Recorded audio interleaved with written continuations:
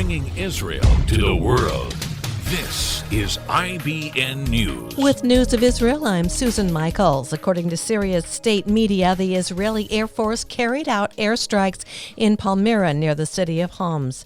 The report said several Iranian-backed militia centers were hit, including a training center and a communications tower located several kilometers east of T4 Air Base and west of Palmyra City.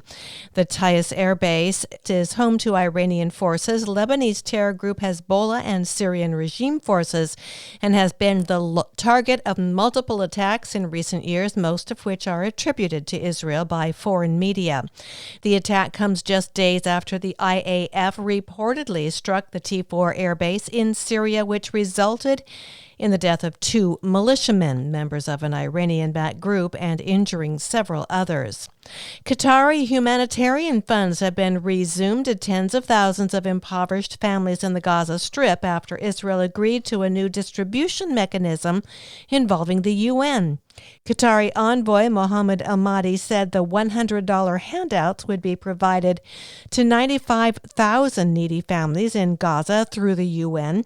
Recipients of the money queued from the early hours of the day outside 300 distribution centers spread across the Palestinian enclave. The UN Special Coordinator for the Middle East peace process said the distribution will continue throughout the week.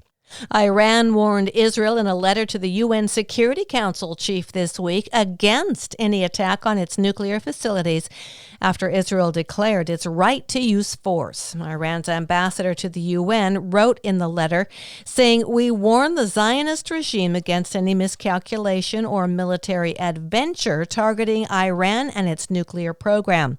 He accused Israel of taking its provocative and adventurous threats to alarming levels, saying the systematic and explicit threats by the Zionist regime prove that it is responsible for terrorist attacks against Iran's peaceful nuclear program in the past. And a border police officer was seriously wounded in an apparent car ramming at the Kalandia border crossing on the West Bank north of Jerusalem.